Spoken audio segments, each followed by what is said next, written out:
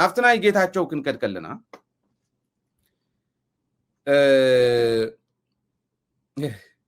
ጌታቸው ረዳ I don't know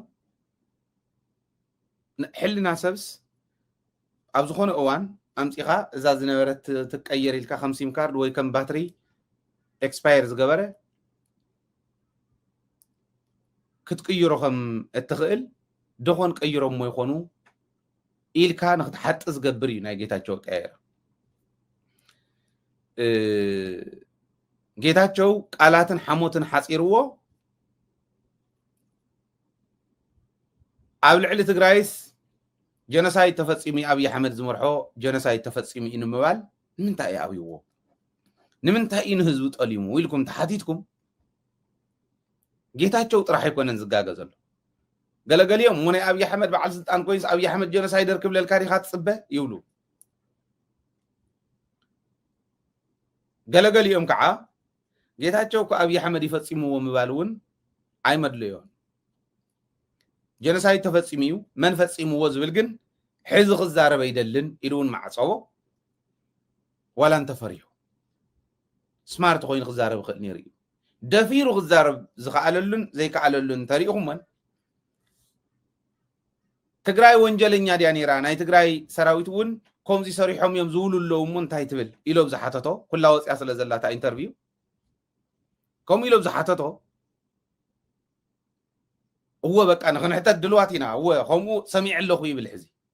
قدم حزي ازيو دراما ايدي بالكان اني لحاتيتو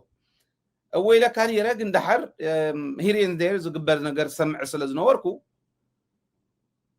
عفتين بقى حلف لهم سرحو سمع سلازنوركو حتى تنتصفنا له ويلا سلاز امن حجي غيرهم يوم يلو نخا امن زوقعو سراويته يلو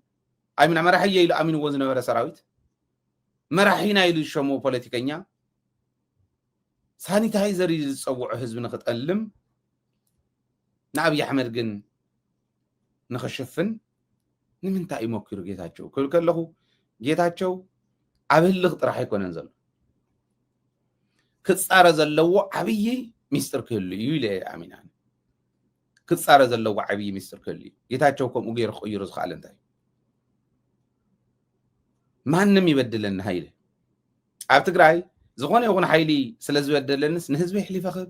ሰራዊት ይሕሊፈኽብ ምንታይ ይኹም ገይሩ ሕጂ ተማሉን ሓደ ሞጎት ነይርና ለማ አንቱን ኣብ ቻናልና ተከታተሉና ይኹም ቴሌቪዥኑን ከሐልፊዩ ሞጎት ኣለና ዞም ሰባት እዚኦም ጌታቸውን ካልኡትን ካብ ትግራይ ወፂኦም መሳርሒ ኣብይ ኣሕመድ ኮይኖም ዘለው ኣትዮም ኣብ ትግራይ ተሓተቱ ደስ بزلوا يترفوا زياس نعم موجودين أقربنا يتمالون أنا مالت ناتي إمنات يتوي تحتتو بهالي يتوي تحتتو نقول كل ناس آتيهم بوليتيكا يسرحوا نبل زلنا يمسلم متسب يدنقص انتحيت ولا لخ قليل كعاتو حتى تخل اللوم انت آتيهم كلتا نجارينا نركب حدا تحتاتنا نرجع لنا تزي أتيهم تحتاتنت بزلوا يسترف أبي أحمد كحتى ما يغلب مغنياتو أبي أحمد ما تلوه هو مستلوه أمثل زفصم وكش اللي مات شمت هو مني سلطان هو منه كحتى ما يغلب أنت ما تيوم نابتك راي يوم كحتى تصغل يمسو كلا لا يوهبهم كالي خطفعنا يخم زخ قبرنا يزبل كمو خمزة يخون بحق خمزة فرادو ترح ينقرم يمسو تعدل نسي كفت خماصو اليوم يمصونون كالي نقري تعدل نس انت تخفيت كن حادث حتى تنتنا الرقاقص كالاي كعا متقمي ابي احمد كوينم كي يقصلون نقارص لنا زول يقريبا نيره anyway ساتمون خدمتينا زول يكون بدلهم سلسفلت ግን ተዋና እዚና ክንሕዞ ዘለና እዩ አዲስ አበባ ኮይኖም ተራ መጻወት ፖለቲከኛታት አዲስ አበባ ኮን ከለው ብዙሕ ምሽጥር ክነግረኩም ይሕዚ ታይ ከም ዝብሉ ትማሊ ጻድቃን ኣብ ሓደ ከባቢ ናብ ዝነበሩ ጀነራላት مسج يصحف تكست مسج يصحف مس فيديو غير يسدله حرن ጻድቃን ايه ሰው ደሞ ብሎ ያርፈም እንዴ ገለና ወሊዮም ዝቁልድሉ ንኽሰር ሓሎም ትግራይ ንኽብትነሎም ታ ገንዘብ ይዎ ፀኒሕና እውን ክንሪኦ ኢና ታ ገንዘብ ይዎ ንኽሰር ሓሎም ትግራይ ንኽብትን ነገር ግን ሹማሹም ይውፅሉ ተገንዘብ እውን ንርአዮ ድሓን ናይ ጻድቃን ልዕለ ስለ ዘለኹ ናፍታ ናይ ጌታቸው ክንምለስ ኢና ጻድቃን ሕዚ 80 ሚልዮን ቅርሺ ሓቲቱሎ ሕዚ ናይ በቀዳማይ 700 ገለን ገንዘብ ኣበይ ውዒሎም እዮም 80 ሚልዮን ሓቲቱ ዘሎ ሕዚ ንምንታይ ከኢልዎ ሓቲቱ ናፍቲ ናይ ጌታቸው ሓደ ስለ ዝኾነ የዝሕውሶ ዘሎ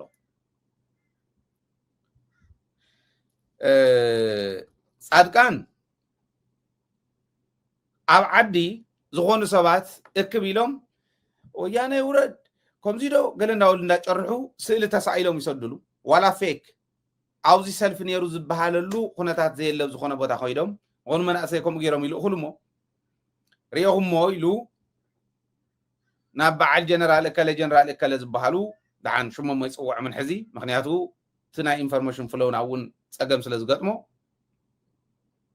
ይሰደሎም ገሊኦም ጻድቃን ይሰርሕ ኣሎ ትክክል ይሰርሕ ኣሎ በቃ ይኹም ሰልፍ የውፆም ኣሎ መንገዲ እውን ክትዕፆ እያ ይብለሎ ይብሉ ገሊኦም ከዓ ይሄ ሰው ደሞ ኣሪጉ እውን ዘይዓርፍ ሰብዚ እንታይ ማዓቱ እዩ ይብሉ ይስክሑ 80 ሚልዮን ሓቲቱሉ ሕዚ ክብለኩም ከለኹ ነቲ ዓመፅ እዩ ንሰልፊ እዩ ሰልፊ ክግበር እዩ ብትግራይ ካብ ሕዳር እስካዕ ጥሪ ዘሎ እታ ናይ ስምረት እውን ዝወፀት ሰነድ ዘውፃናያ ኣርኢና ኢና እቲ ናይ ጻድቃን ስልጠና ዝሃበሉ እውን ኣርኢና ኢና መዓልቲ እንተይተረፈ ልዒልና ኢና ነዚአን እዩ ገንዘብ ሓቲቱ ዘሎ ሕዚ 80 ሚልዮን ቅርሺ ሓቲቱሉ ኣብዚዩ ብደንብ ዝተውዒልኩም ክትሰርሑ ሰልፊ ክስለፍ ድዩ ካልኦት ነገራት ገብሩ ድዮም ተመፍቲ ሰነዳት ዘቃልዕናዮም ነገራት ክስርሑ ድዮም እዚኣቶም ኩሎም ኣብ ናይ መንግስትና ብቁዕ ክትትል እዮም ዝምርኮሱ بدن بنت تخداتي المنجستي تحتاتنت نتسفينو أي كهونن تحتاتنت تزي سفينو جن بتكبر كن ريمينا أبشرة أب عدقرات أب تنبين تحتاي ونا بكوروما لمات أما يجوا أما قالوا بعلو تودوا من عسيلو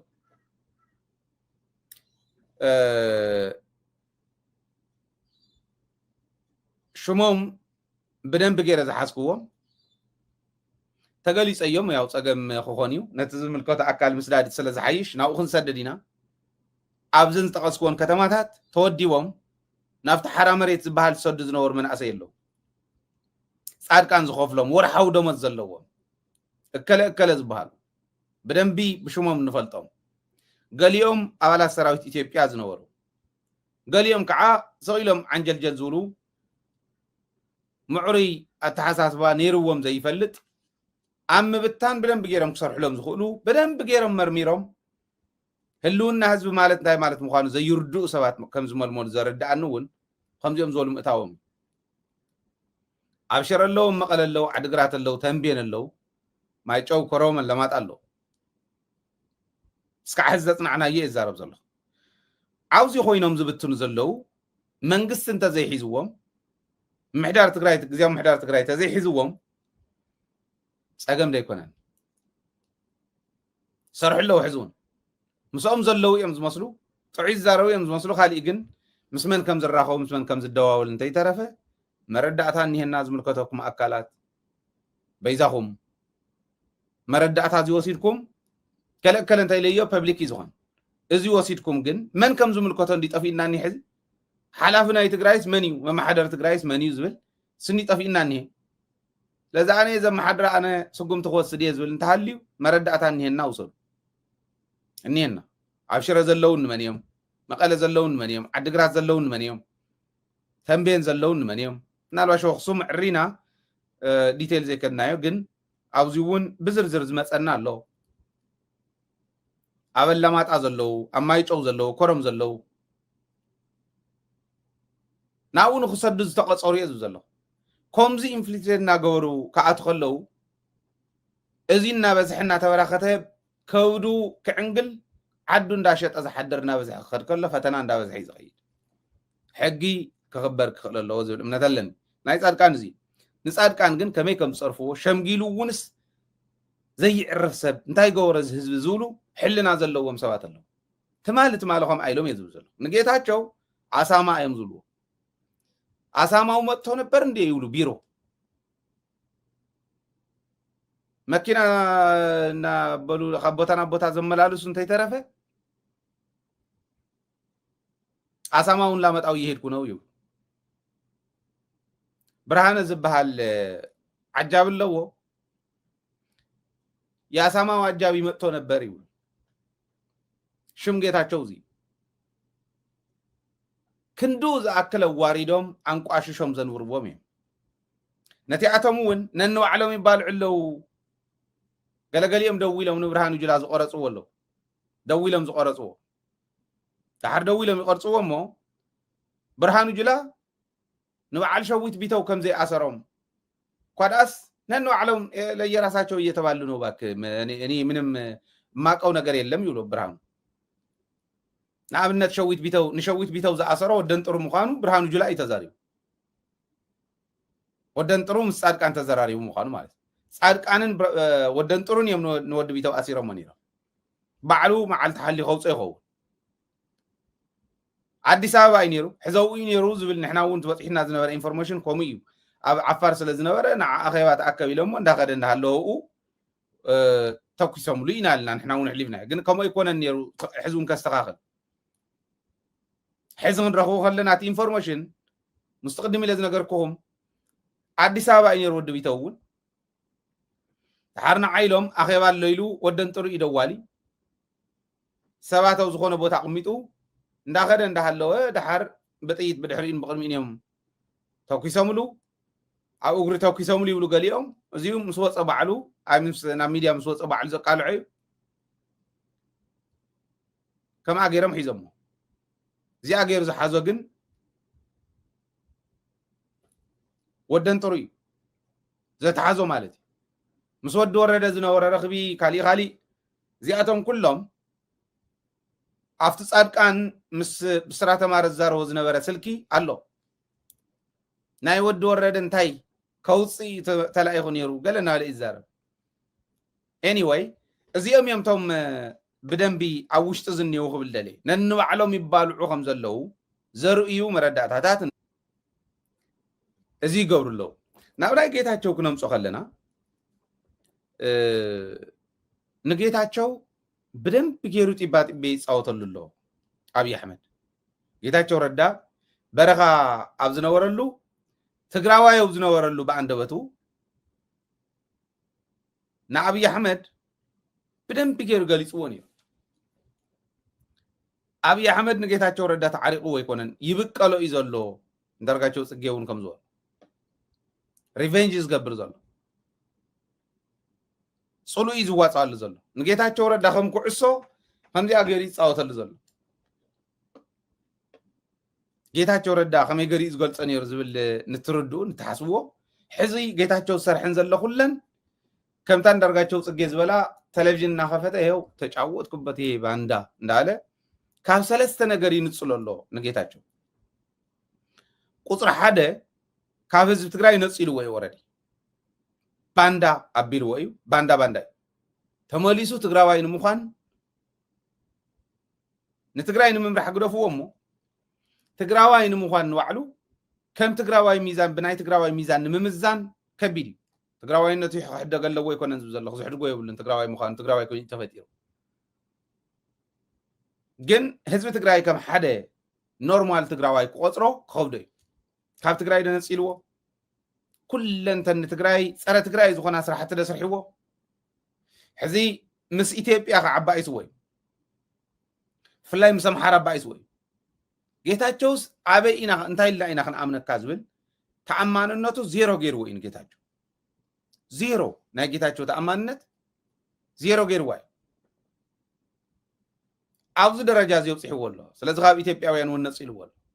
ሕዚ كافت دبلوماتيك محبرسبون ينصل الله كاب سلسته نجارات نصيلون جيتاچو ማለት ካብ ህዝቡ ካብ ትግራይ ካብ ኢትዮጵያ ካፍቱ ዲፕሎማቲክ ማህበረሰብ ጌታቸው ጽቡቅ እንግሊዝኛ ይዛረብ እንግሊዝኛ ምዝራብ ማለት ፖለቲከኛ ምዃን ማለት አይኮነ ተርጓሙ ኾን ይርኢ ግን ኢትዮጵያ እንታይ ትብለላ ይሉስ ጽቡቅና ተርጎሙ ክዛረብ ዝኽእል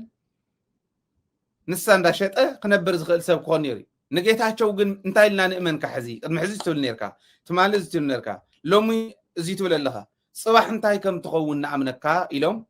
የም ሓተም ማህዲ ሓሰን ወንስ ይዛሓተቱ እዚ ግን እዕሪው ሕነ ቀራናት ንጓዕማማ ተብዝበሃል ኣብ ጌታቸው ይዋጸሎ ንጌታቸው ወን ቀራን ኮይኖም ዝነበረሉ እዋን ዝበሎም አብይ አሕመድ በደንብ ገይሩ ይጻወተሉ ሕነ ይፈድሎ ኢለ እየዛም ናብነት ጌታቸው እንታይ ይዝብል ነው ትንሽ አጋጣሚ በስህተት ትልቅ ቦታ ላይ ደርሰው ትልቅ አደጋ የሚያደርሱ ትንሽ ሰዎች ምሳሌ ከፈለክ አብይ አህመድ ተመልከት እዚ ይዝብል ነው ጌታቸው አነ ትንሽ ድዬ ይሉ ንእሽተይ ድዬ አነ ንእሽተይ ዘይምዃነይ ንዓኻን ኢሰኸሪኤካ እየ ኢሉ በተግባር ንእሱን ጌታቸው የሪየናል አብይ አህመድ ማለት ንዓይ ዝረአየን ንሲ ከም ገይሩ ይጻወተሉ አብይ ካብ ምድንጋር ወጻይ ክነብረ ይኽእል ንብለና አብይ ግን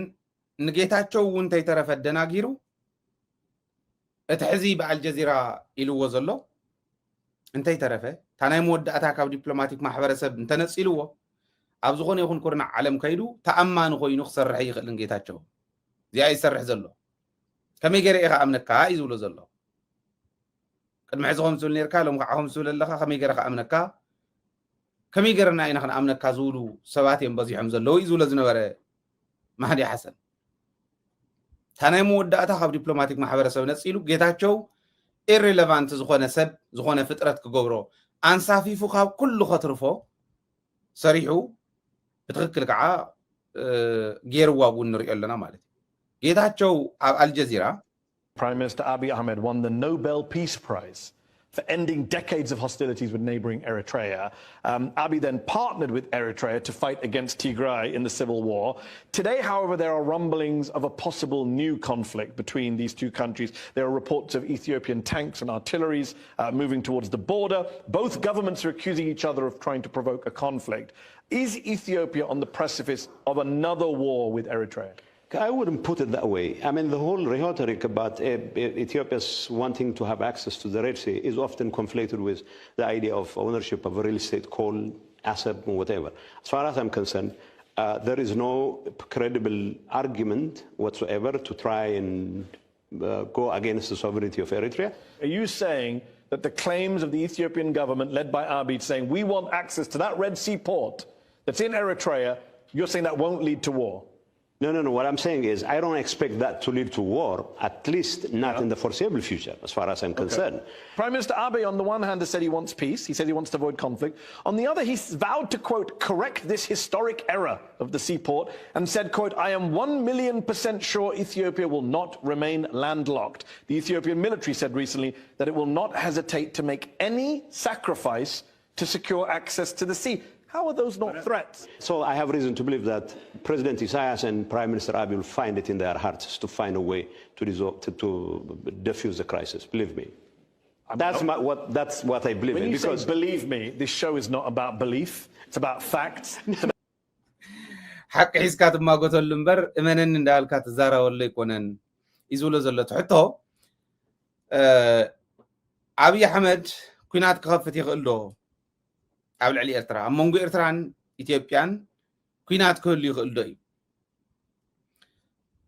ኣብ ቀረባ እዋን ከምዚ ክኸሰት ይኽእል እዩ እንተነኣሰ ኣብ ቀረባ እዋን ከምዚ ክኸሰት ይኽእል እዩ ዝብል እምነት የብለይን ብሱረ ይኾንን ብሊቭ ሚ ኢሉ ብእምነት ዝኾን ነገር የብሉን እዩ ኣነ ግን ሓደ ሓቂ ቅድሚ ሕዚ እውን ዘውፃናዮ ክነግረኩም ጌታቸው ኣበይና ኣበየናይ መርገፂ እዩ ጌታቸው ኢልካ ንምእማን ከቢድ ምዃኑ ንዓለም እውን ብደንቢ መረዳእታ ክኾን ጻድቃንን ጌታቸውን ክልቲኦም ሰነድ ኣቕሪቦም ነይሮም ኣብ ትግራይ እዚ ንሕና ኣቃሊዕና ኢና ኣብቲ ሽዑ እዋን ጌታቸው ምክትል ተባሂሉ ብሽምግልና ምክትል ናይ ሕወሓት ኣብ ዝኾነሉ እዋን ናብ መድረኽ ክወፅእ ኣይተገበረን ኖርማሊ ደብረጽዮን ወፅዩ እሱ ክመርሓ ተተረፈ ተመራሒ እዩ ክወፅእ ናፍታ መድረኽ ስለ ዝደለየ ኣነ እውን ኣጀንዳ ኣለኒ ኢሉ ኣጀንዳ ትሒዙ ወፅዩ እቲ ኣጀንዳ ኣቕርበል ክበሃል ከሎ ቃል ብቓል እየ ዘቕርብ ዘለኹ ማእኸላይ ኮሚቴ ሕወሓት ምስክረ ኢኹም እንተተጋጊ ኣርሙ ቃል ብቓል ኣብይ ኣሕመድ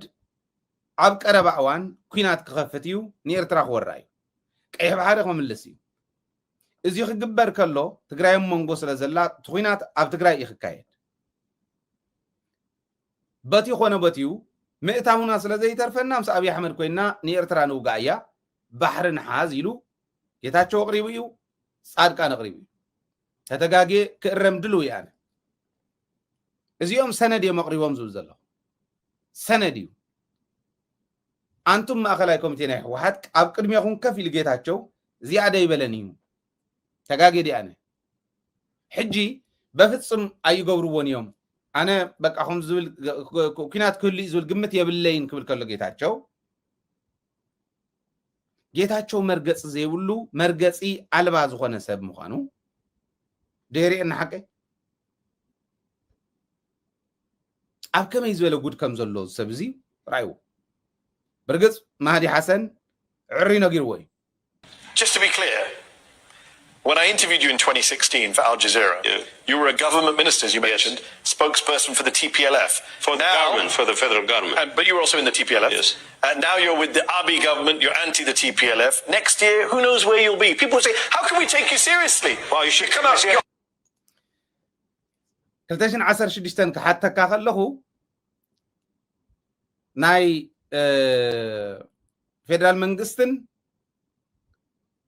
ናይ ቲፒኤልኤፍን ስፖክስ ፐርሰን ነርካ ድሓር ናይ ቲፒኤልኤፍ ስፖክስ ፐርሰን ኮይንካ ኤጌንስት ፌደራል መንግስቲ ተቃሊስካ ሕጂ ከዓ ምስ ፌደራል መንግስቲ ኮይንካ ኤጌንስት ቲፒኤልኤፍ ትበኣስ ኣለኻ ትሰርሕ ኣለኻ ኔክስት ይር ኣብ ዝቕፅሉ ዓመታት እውን أبي كم تخون أبي كم رخبكاس كم يجرنا إن أنا عخاخن أمنك أيو how could we take you seriously ولا ما seriously كنوس ده كان خلنا عخا كم يجرنا أيلو كم ويلو سبز حتى كان تاي مولك أي تحطه لك برهان نجاز عينه برهان نجا أو شو حتى شو من تبارتنيري نتحذر غيبوان نسلطان نخركب برخا ونوصي زي قورة نجار يلن كله فتيني درجاتشون كم عفتيني بعلو زبالة شو هيوتو أبرجان بس يحمز مودات جيتاتشو مرجس علبا متكل علبا نخور زحدر كم زنا يقوع بعراي الكاي لهم حدك زي بلي لهم مسرائيا خحوسو بلو تحزو موكيرمي تنفع حزبي تلبام حزبجن جيتاتشو هزرايا عين جيتاتشو ما عريز بس حم فلا لا يبلنا ስለዚህ ከም እንስሳ ከምናይ ቆውዒ ብዕራይ ፍንድ እንዳበለ ዝኾነ ቢሮ ዝኾነ ወንበር ከፊሉ እንዳልካ ከም ዝራብ ወፃይ ካሊቁም ነገር ዘይብሉ ፖለቲካዊ መትከል እኳ ዘይብሉ ኣቋሙስ እንታይ ኢልካ ክትፈልዩ ናብ ዘይትኽእል ደረጃ ምውራድ ጌታቸው ንባዕሉ ተዋሪዱ ኣብይ ኣሕመድ ከዓ እዚኣ ተረዲዩ ደንብ ጌሩ ይፃወተሉ ንሪኦ ኣለና ብተግባር ማለት እዩ ስለዚ ብዋናነት ጌታቸው ኣብ አልጀዚራ ዝገበሮ ፃንሒት ንዓለም መግረም ንብዙሓት ይገሪምዎ ፀዳለ ለማ ተረኺባ ናይ ሞራል ውድቀት ጥራሕ ኣይኮነን ኣጋጢሙካ ዘሎ ኢላቶ ሓደ ሰብሲ እቲ ኩሉ ግፍዒ ኣብ ልዕሊ ህዝቡ እንዳበፅሐ ዝረኣየ ሰብ ምስቲ ግፍዒ ዘብፅሐ ኮይኑ ምስኡ ወጊኑ ፀረ ህዝቡ ክቃለስ ከለካ ምርኣይ ንላዕሊ ኣብ ዓለም ውድቀት የለን ውርደት የለን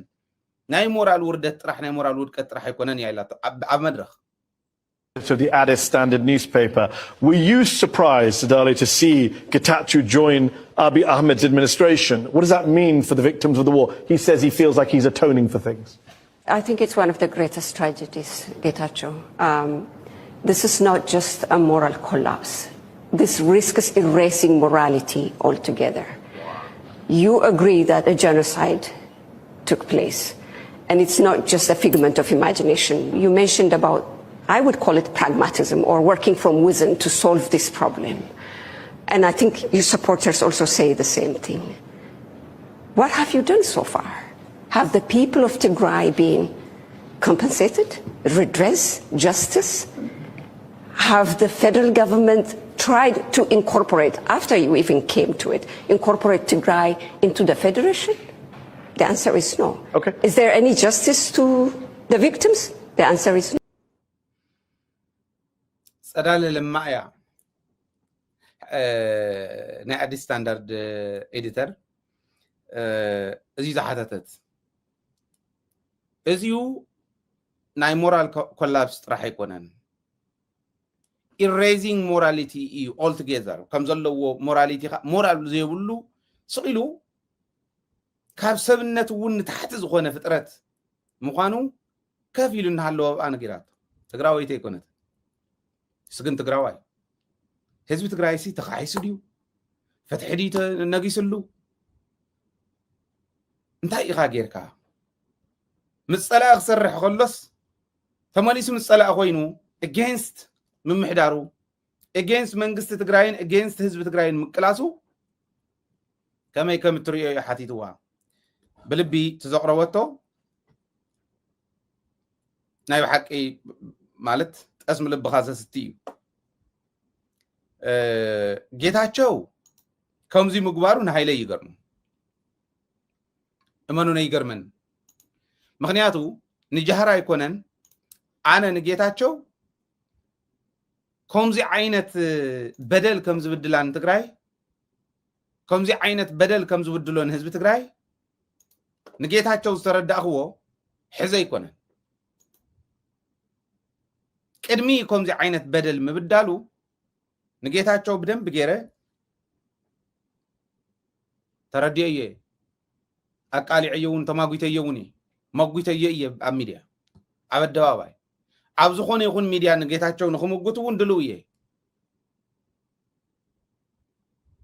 ስለዚህ ሕዝቡን የዝብ ዘሎ ጌታቸው ሕጀ ይኮነን ተረዲእኒ ሕጀ ይኮነን ሪእዮ ስለዚህ ሕጅውን ከይንጋገ አቀድምና በጽሕና እዮም ነገራት ከነቃልዕ ከለና بدنبي مرعي وساني عمو داتا نايجيتاچو كنزازماس هافتام وياليو ناسو معهوني رعنتوي انا ميدياتات غيزيه بزرخو كله ميدياتات ريفيوز قبل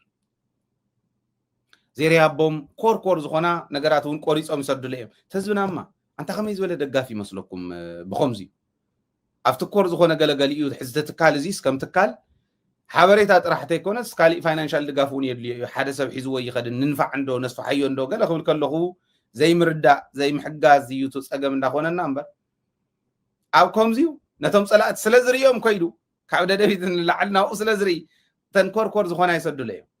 ብስሩ ብትክክል ከዓ እዚኤን ግዜ ይተረክብን ሞ እዚኤን የኔረና ለማዓንት ናይ ኮምዚው ናው ሊሰዱለዩ ነተን ዋና ኢንፎርሜሽን ክሕልፋ ይኽእል ዓይን ዝብለን አቤለው ጸላእት ዝብል ንምግምጋም ንህዝበይ ንስታን ዝገብር አነ ሕዚ ግምግም ከለኹ ግን ይርየ ና ንጌታቸው ክገልጾ ከሎ ከምዚ አገር ገልጾ አለው መጠን በላይ ያለቀለቀ ጌታቸው ረዳ አብይ ከሚፈልገው በላይ ማለት ይሄም ዝም ብሎ ኦቨር ሄደ እና አብይ ተገርሞ ነበር የሚያይ ጌታቸው ረዳ ወደ አልጀዚራ ሄዶ በራሱ መቃብር ላይ ያበባ ጉንጉን እንዲያስቀምጥ በማድረግ ረገድ አብይ አህመድ የመጨረሻ ጭካኝነቱን ያሳየበት ቃለ በለልስ ነው። አስተውሉ ጌታቸው ረዳ ትልቅ ስም ገንብቶ የነበረው በዲፕሎማቲክ ማህበረሰቡ ዘንድ ነው። በቀዳሚ ጦርነት ጊዜ የቲፒኤልኤፍ ቃል አቀባይ ሆኖ ስለቆየ ጌታቸው ረዳ ዲፕሎማቶችን ያገኛል፣ ዓለም አቀፍ ሚዲያዎችን ያገኛል። በጣም ኦልሞስት አውትሻይን አድርጎ የትግራይ ወታደራዊ አመራሮችም ሆነ ፖለቲካዊ አመራሮች ዶሚኔት ተደርገው ነበር። ዓለም አቀፉ ማህበረሰብ ዜና አውታሮች በሙሉ ረዳ ነበር የሚሉት። ጌታቸው ረዳ የገነባውን ስም መጀመሪያ ከህዝብ በመነጠልና በማዋረድ ረገድ ኢፌክቲቭሊ አብይ አህመድ አምጥቶ ኢፌክቲቭሊ እርቃኑን አስቀረው። በእያንዳንዱ ኢትዮጵያዊ ህሊና ውስጥ በትግራይ መጀመሪያ ከኮንስቲትዌንሲው ይነሳል። በትግራይ ተወላጆች ህሊና ውስጥ ጌታቸው ረዳ የመጨረሻው ርካሽ እንዲሆን አደረገው። ምክንያቱም የገዛ ህዝቡን እንዲክድ አደረገው። ሳኒታይዘር ነበር የሚሉት እንዴት ይመኩበት እንደነበረ። ይሄን የሚያክል ሰውዬ እርቃኑን አስቀርቶ ባዶውን አስቀርቶ በጫውታ አስወጣው። ከትግራይ ህዝብ ከነጠለው በኋላ ቀሪው የኢትዮጵያ ህዝብ እንዲጠየፈው ለማድረግ ደግሞ 2-3 መድረክ ላይ ያመጣ አዋረደው። እንዲህ ያለ ስብዕና አለው። እንዲህ አብይ ስር የተኮለኮሉ ሚኒስትሮች ሳይቀሩ መሳለቂያ ያደረጉት ራሱ አብይ። እኔ ባሌ ዋሻ ጌታቸው ረዳ ሲናገር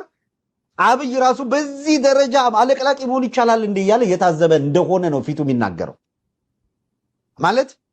አለቅልቅ ካለው መጠን በላይ አለቀለቀ ጌታቸው ረዳ። አብይ ከሚፈልገው በላይ ማለት ይሄም ዝም ብሎ ኦቨር ሄደ እና አብይ ተገርሞ ነበር የሚያይ።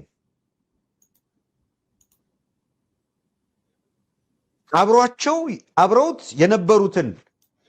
የትግል አጋሮች ምናምን ሲላቸው የነበሩ አካላትን ጸብን በልክ ማድረግ እኮ ነው። ምን ችግር አለ? መቼም በደዛ አይነት የፍቅርና ምናምን እናሳልፋለን እያሉ ህዝብ ፊት በቃ ስለ ድርጅቱ ስለምናምን ሲሉ የነበሩትን ምን ያስፈልጋል? ቢኖር እንኳን በዛ መጠን ሄዶ ዋሽቶ ካራክተር አሳስነ ራሱን ነው ያዋረደው። አንድ አልመለሱም እነዚያኞቹ። በሆኑ ወቅቶች ላይ የተቆጠበ ነገር ከመናገር ውጪ ጌታቸው ረዳ እየወጣፉን በከፈተ ቁጥር ራሱ እየረከሰ ሄደ። ተከለ ሲያታ ከስታና ጌታቸው ድሕሪ ሕዚ ከም ጨርቅ መፎዝ ንመልጌባውን ዘይኸውን ከምቲ ኮይኑሎ ጨርቅ መፎዝ እንተ ኮይኑ ሓዊ ስለ ዘቃፅሎ ክዓርግ ከሎ ናብ ገደና እዩ ዝደርበ ትርጉም የብሉ መልጌባውን ክኾነ ጨርቅ እዩ መልጌባውን ክትኮነ ይትኽእል ናብ ዳውላ አድግ ደሪብካ ክትሰርሓ እውን ይትኽእል አይካልን ጌታቸው ክንዱ ዝኣክል ወዲቁ ተዋረደ ሰብ እዩ ብዙ ሕዝብ ማለት ስለዚ ናይ ጌታቸው ብርግጽ ብኻሊ መድረኽ እውን ክንመጽ ኢና ካልኦት ሰባት ሓሳብ ክህብሉ እውን ክንገብር ኢና ነገር ግን ኣብዛ ሕዚ እዋን ኮይነ ንጌታቸው ክሪኦ ከለኹ ጌታቸው ድሕሪ ሕዚ ብርግጽ ቱ አብይ አሕመድ ክጥቀመሉ እዩ ንቐጻልና ተጠቀመሉ ዘለቕ እዩ بدم بجيرو خطقم الليو دم بجيرو كوارد خون قاشخ مكوري نهز تግራይ نخطقعلو نهز تግራይ نخواردلون او قدميت كسلفو እዩ ባንዳ ስለዝኾነ ንሱ ብዝጠወቆ ልክዕ ጡጥ እንዳበለ ክነብር እዩ ግን ጌታቸው መላእ ህዝቢ ትግራይ ዝጸልኦ ኣብ መላእ ዓለም ካብ ትግራይ ጀሚሩ ናብ ኢትዮጵያ ካብ ኢትዮጵያ ናብ ዓለም ዝነበረ ተቀባልነት ፖለቲከኛ ኮይኑ ብሰርሓሉ ዝነበረ ተቀባልነት በሙሉ ዝወደቀሉ ዝተዋረደሉ ግዜ እዩ ዝንሄ ማለት እዩ ንመልጌባውን ክኸውን ዘይኽእል ዓይነት ውዳቅ ጨርቂ ኮይኑሎ ጌታቸው ኢልና ንሕለፎ ህዝቢ ትግራይ ግን ብሓደ ገጽ ያው ከምዚ ኢሉ ክቃላዕ ከለኹ ሕማቅ ጌታቸው አነ ደስ ይዝብለን ምክንያቱ እዚ ኩሉ እናተፀፋዕ ኩሉ ሶሻል ሚዲያ ይኹን ሜይንስትሪም ሚዲያ ይኹን ትካልና እውን ኩሉ ፈተና ገጢምዎ ሓደ ሰብ ንኽርዳእኒ ከቢድ ዝነበረሉ ግዜ ሓሊፈ ሓደ ሰብ ንኽርዳእኒ ቀስና ለሰብ እናተረድአ መፅዩ ሕዚ ኣብ ኣደባባይ ወፂሎት ጉዳይ ኣብቲ ሕማቅ ዋነፍቱ በይነይ ዝቃለሰሎ ዝነበርኩ በይነይ ክብል ከለኹ ብትክክል እየ ዝብል ዘለኹ ትካል እዚ ተነፂሉ በቃ